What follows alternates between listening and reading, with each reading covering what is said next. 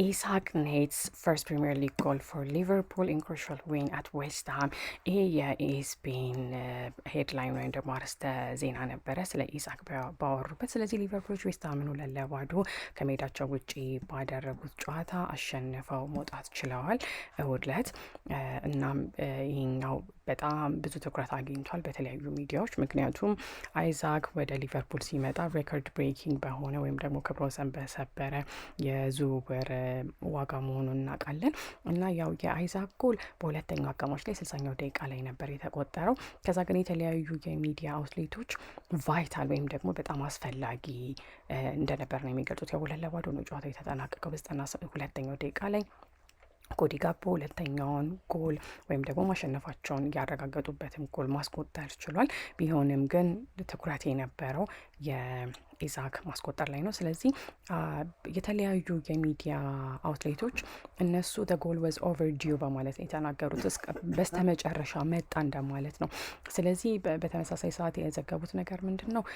አይዛክ የነበረበትን በተለይ ሊቨርፑልን ከተቀላቀለ በኋላ የነበረበትን ጫና ነው። ስለዚህ የተለያዩ ሚዲያዎች ምንም እንደተናገሩ አራቱን መርጬ እነግራቸዋለሁኝ። ስለዚህ ፕሪሚየር ሊግ በማህበራዊ በድረገጻቸው ላይ ማህበራዊ ድረገጽ ሳይሆን በድረገጻቸው ላይ it was a decisive moment in a much needed victory በማለት የተናገሩት በጣም ወሳኝ ጊዜ ነበረ አይዛክ ጎሉን ያስቆጠረባት ቅጽበት እና ኢን ማች ኒድድ ቪክትሪ ሊቨርፑሎች በጣም ሲያስፈልጋቸው የነበረውን ድል ለማግኘት የእሱ ጎል በጣም ጠቃሚ እንደነበረ ተናግረዋል፣ ወይም ወሳኝ እንደነበረ ነው የተናገሩት።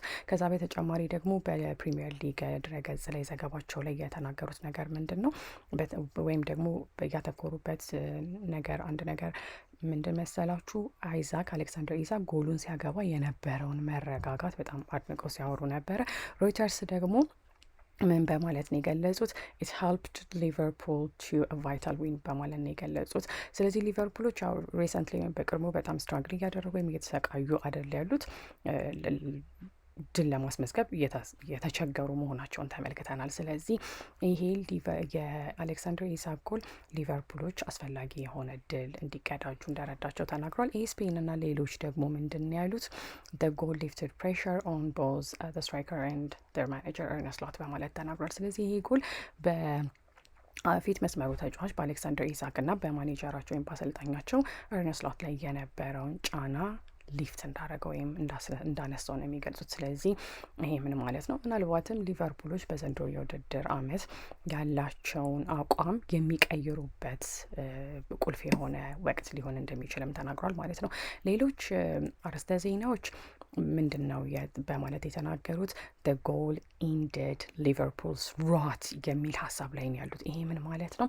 በአሁኑ ሰዓት ላይ ሙሉ ቡድኑ ጥሩ የስነ ልቦና ሁኔታ ውስጥ ሊያስገባው የሚችል ድል መሆኑን ተናግረዋል ማለት ነው።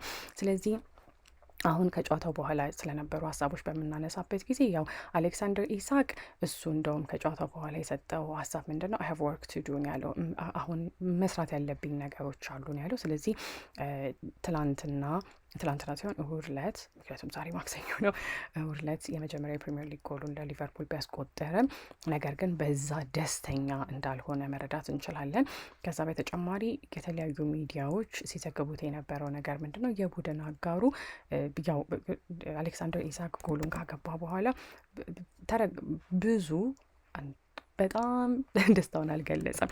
ስለዚህ ምንድን ነው የቡድን አጋሩ አለው እየተባለ እየተዘገበ ያለው he told him to smile more በጣም በፈገግ እንዲል ሲነግረው እንደነበረ የተለያዩ ሚዲያዎች ሲዘግቡ ነበረ። ስለዚህ የእንግሊዝና የተለያዩ ዓለም አቀፍ ሚዲያዎች የዘገቡት ተመሳሳይ ነገር ነው። አንደኛው ምንድን ነው? አሌክሳንደር ኢሳክ በስተመጨረሻ በጉጉት ሲጠበቅ ወይም ደግሞ ለረዥም ጊዜ ሲጠበቅ የነበረውን የመጀመሪያ የፕሪሚየር ሊግ ጎሉን ለሊቨርፑል አስቆጥሯል ነው። ከዛ ደግሞ ያው ሊቨርፑሎች አስጊ የነበረው አቋማቸው ቢያንስ አሁን ቆሟል እሱ ነው። ከዛ አሁን አርነ ስሎት ትንሽ መተንፈስ ይችላል። ምክንያቱም ኢነነዌይ ጌም ወይም ከሜዳቸው ውጪ ዌስትሃምን 2-0 አሸንፈው 3 ነጥብ ይዘው መውጣት ስለቻሉ እና ምናልባት የድል ሊቨርፑሎች ዘንድሮ በፕሪሚየር ሊጉ ያላቸውን የቅርብ ጊዜ ደስ የማይሉ ውጤቶችን የሚቀይሩበት መንገድ ሊሆን ይችላል። ከዛ ግን ዋናው ነገር አብዛኞቹ በተደጋጋሚ ሲዘግቡት የነበረው ነገር ምንድን ነው? የአሌክሳንደር ኢሳቅ የጎሉ አስተዋጽኦ ሲምቦሊክ ወይም ደግሞ ሲምቦሊክ በአማርኛ እንደምንለው ምልክት ያለው ምልክት አዘል ወይም ደግሞ ትርጉም አዘል ብለን ልንተረጉመው እንችላለን። ምክንያቱም አንድ ጎል ነው ያገባው፣ ግን አብዛኞቹ እንደ አንድ ጎል አይደለም ቆጥረው ሲዘግቡት የነበረው። ስለዚህ እነዚህ ዘገባዎች ይህንን ይመስላሉ። ሲ ዩ ኢን ዘ ኔክስት ዋን። ባይ ባይ።